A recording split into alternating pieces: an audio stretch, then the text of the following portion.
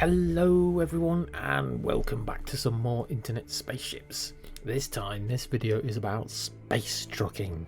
I love me some space trucking within Star Citizen. I loved it in Elite Dangerous as well as EVE Online, so it makes sense I do it in this game as well. The 890 here in the clip hasn't got much to do with that, I just wanted a pretty opening clip.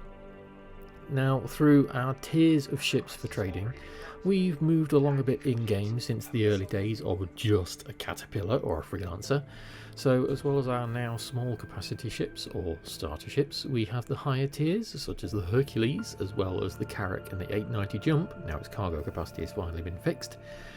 However, the undisputed king of cargo, even though at the moment its ability is limited on where it can go to pick up and drop off stuff, is of course the Hull C.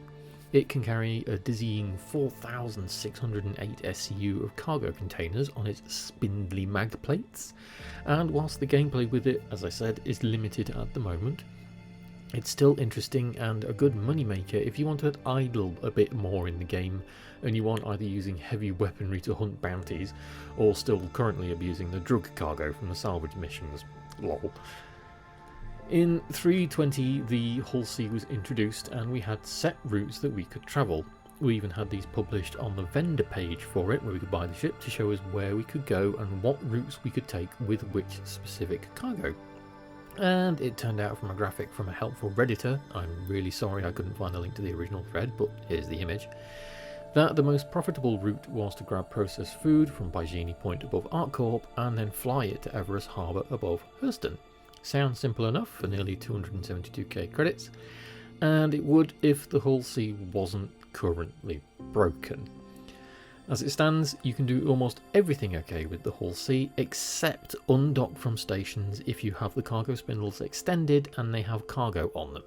This basically bricks your ship like the 890 used to if you were docked, and you lose your money. Unless you take the time to individually remove all the cargo containers and put it on another ship, and yeah, it's a mess.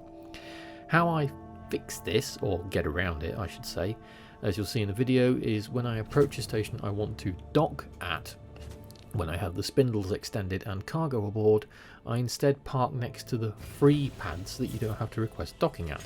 Then you can just jump out the airlock, EVA down, run in and go to the admin consoles as you would as if you were docked.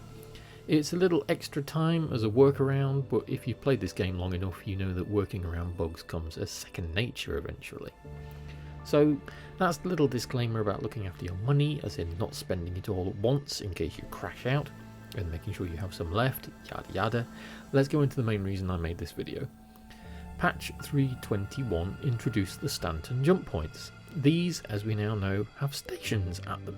The Hull C docks with stations. I'm sure you can see where this is going. It opens up new avenues of trade for going a little bit further out of our way, away from Stanton Star, rather than just bouncing around the orbiting planetary stations. And as I hope to inform you in the next few minutes and by the end of the video, makes it a little bit more worth it. After a few hours spent travelling around the system over the past couple of nights in the 890 Jump, because even with its fast quantum drive it's still a bloody long way between the Terra Gate and the Magnus Gate stations, and doing a little bit of spreadsheet work myself, I've come up with 4 spicy trade routes for you to try in your Hull C. Or maybe not your Hull C. They'd work in something smaller obviously, but your yields would be smaller. The Hull C can only dock at stations and not abuse ground outposts, so these favour the Hull C. The one I've just been doing in the background here with the video is likely the most one that's worth your time, as it's a good yield for a decent amount of money. And that's purchasing helium at Seraphim Station and flying it to the Pyro jump point. For an investment of just under 1 million credits, you make over 1.2k back. So I could waffle on about individual routes and costs and profits, blah blah blah blah, and keep teasing you about them, but I know you're all screaming, "Show me the information!"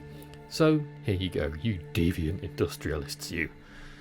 Now, before you all bugger off with hungry cargo bays, a few things to note. The most profitable run in 3.20 was, as I said, the processed food from Bajini Point to Everest Harbour for roughly 272k credits. The iron run here you can see from Everest to the Terra jump point isn't as profitable, coming in at only 258k credits, but depending on what's been bought around your server, it's a good alternate run with the hull if you fancy some alternate different scenery. The helium run is, again as I mentioned, likely your best bang for your buck route at 304k credits. And the Dignus route run I left on here, but it's worth noting that smaller ships tend to come to the station and snap it up, and damn near every server I've been on, and so the Pyro station never seems to have much in stock, and certainly not enough to pad out a Hull C's hungry cargo pads, even though that one on there has the best yield at nearly 650,000 credits. The other run I left on here, despite me not thinking it was all that great, was the Hephaestonite run. Hephaestonite? I don't know how you say it. It's not a bad yield at 332-ish k credits, but the initial investment for it is insane at nearly 11 million credits, so gamble with that one responsibly, children. At any rate, this will hopefully open up some new trade runs if you're enjoying your Hull C.